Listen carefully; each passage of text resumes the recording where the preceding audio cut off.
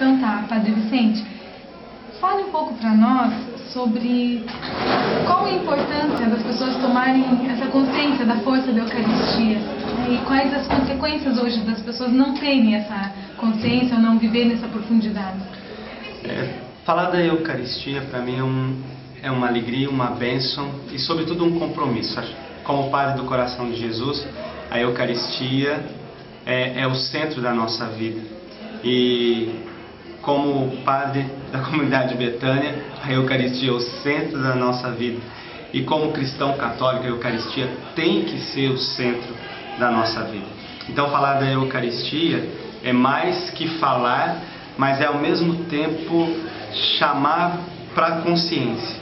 Por isso, aquilo que São Paulo diz na primeira carta aos Coríntios, no capítulo 11, no versículo 28, examinai cada um a sua consciência sobre a sua participação na ceia do Senhor, ou seja, reconhecer o significado profundo da Eucaristia na sua vida de cristão católico e sobretudo na sua comunhão pessoal com o Senhor, porque antes de tudo, a Eucaristia é sagrada comunhão, essa comunhão que eu faço com o Senhor, que é íntima, profunda e que deve fazer a diferença, ser o diferencial na vida do cristão católico. Então, no fundo, o que nós partilhamos hoje, rezamos juntos, foi um apelo para que cada um examine a sua consciência e tome de fato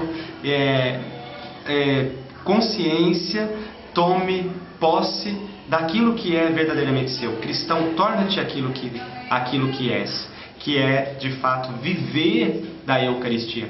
Na vida do cristão, tudo tem que partir da Eucaristia e tem que voltar para a Eucaristia. Esse é o significado e é isso que a igreja pede de nós. Então, na prática, significa isso. Aí, à medida que eu tomo consciência disso, que eu me torno aquilo que eu verdadeiramente sou a partir da Eucaristia, a graça da Eucaristia age em mim. Eu me cristifico. Essa é a grande graça, porque a partir do momento que eu tomo posse da comunhão eucarística, eu me cristifico e atualiza-se em mim tudo aquilo que Deus já me deu pelo batismo. É nesse sentido que a Eucaristia é profundamente cura. Aliás, o Catecismo da Igreja chama como sacramento de cura. Por quê?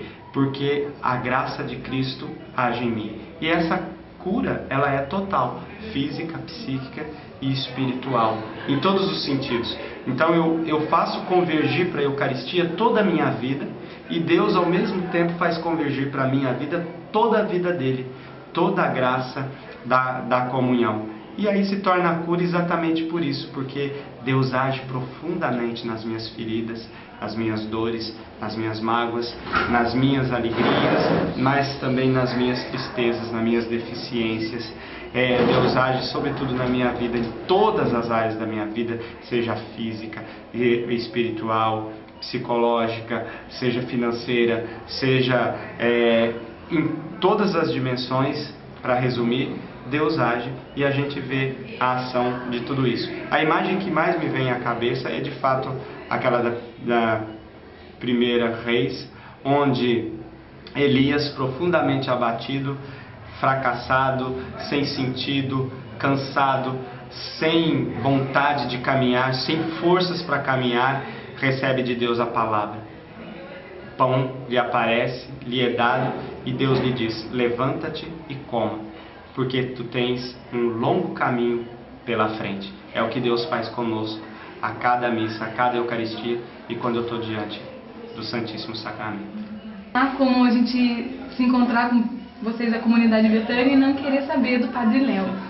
Então eu gostaria que o senhor contasse um pouco pra gente como que está sendo essa experiência de vocês na comunidade Betânia, o que Deus tem feito e como que está o Padre Léo, contar para o pessoal que está assistindo. Então eu começo contando como está o Padre Léo. Então assim, Deus tem feito muito. Graças a uma equipe multidisciplinar e a oração de todos os que amam o Padre Léo, a questão do câncer, sobretudo do linfoma não Hodgkin, que atingiu o Padre Léo, esse regrediu muito, graças a Deus. E hoje, o que pesa muito na recuperação do Padre Léo é que como a quimioterapia faz baixar demais a imunidade, ele está sendo vítima de uma infecção com um vírus muito poderoso chamado citomegalovirus, que mais importante do que saber o que é esse vírus é o que ele tem ocasionado, tem feito com que o Padre Léo se sinta-se muito fraco, ultimamente bem abatido mesmo, está até de cama essa semana, e sobretudo atingiu a visão. Do lado direito está bastante comprometido, ainda não é irreversível, graças a Deus, mas está bastante comprometido, de tal modo que só do lado esquerdo ele está ali com uns 30%, 40% só da visão. Hoje ele olha pra gente e vê só vulto mesmo, assim, né? Então é um estado que tem exigido assim bastante atenção, bastante cuidado e muita oração, sobretudo. A luta continua. Os médicos têm dito o seguinte, um deles virou para mim e disse assim, e eu tenho me apegado muito a isso: Padre, não se exalte demais com as alegrias e nem se abata demais com as derrotas, porque a batalha é longa, e assim tem sido. Tem sido graça sobre graça. E no caso do Padre Léo, de fato, a cura já veio, mas nós vamos tomar posse dela homeopaticamente, devagar, porque Deus tem curado não só o Padre Léo, mas tem curado todos nós. E aí eu entro na tua segunda pergunta, que é o quanto essa situação tem sido bênção para todos nós, assim, para nós, Comunidade Betânia, para nós, Canção Nova, para nós, congregação. Deus tem refeito a Comunidade Betânia a partir da doença do Padre Léo. Deus tem mostrado, em primeiro lugar, que a obra é dele. Segundo lugar, que é preciso ater-se ao primeiro amor, ao carisma, a buscar o essencial do carisma que vai além do Padre Léo. Tem mostrado, terceira coisa, que o Padre Léo é, antes de tudo, um homem da igreja, pelas manifestações todas de carinho, o apreço, tudo que brotou do trabalho de evangelização do Padre Léo. Então nós temos sentido a bênção de Deus. E na vida da comunidade, sobretudo dos filhos, filhas consagrados, tem sido um retomar do fervor, sobretudo, em relação ao carisma, e uma reestruturação geral, que passa pela formação dos consagrados, pela nossa vida, pela nossa maneira de viver, pela fidelidade que a gente tem que manter e ter em relação à providência de Deus, em relação à fidelidade à oração, à fidelidade a Jesus Eucarístico, a fidelidade ao coração de Jesus, que exige de nós misericórdia, ao acolhimento. Tem sido um tempo de muita bênção e muita graça. Eu não me canso de louvar e agradecer a Deus por tanta graça, por tanta generosidade, por tanta manifestação do amor dele. Outro dia eu estava até pensando nisso, né? Eu estava diante de um filho, aí passei, ele estava lá, ele estava ali no jardim, mexendo nas flores, tirando o mato. E aí ele virou para mim e falou assim: padre, o coração da gente é assim, né? Tem que todos os dias tá arrancando o mato, porque senão as flores não vêm. Eu falei: isso mesmo, filho, é assim mesmo. E aí caminhei. Depois eu me dei conta de quem era o filho.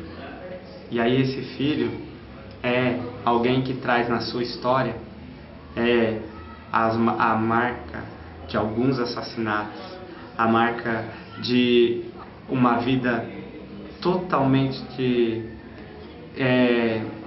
descomprometida com a graça de Deus, e que ali viveu essa dimensão da restauração, do retomar, do renovar, do reencontrar-se com Deus e com a graça, que encontrou-se com a sua condição de filho amado de Deus, e a face de Jesus reflete nele agora. Aí eu olhei, quando eu tomei consciência de quem era, aí eu olhei e falei: isso é Betânia. É essa a graça que a gente toca todo dia, que a gente tem que fidelizar, que nós precisamos olhar para o essencial. E eu louvei e agradeci a Deus pela graça de Betânia existir, pela vida do Léo, pela vida de cada consagrado, cada consagrada, cada filho e filha de Betânia, né? Lembrando que a gente ainda tem muito o que fazer.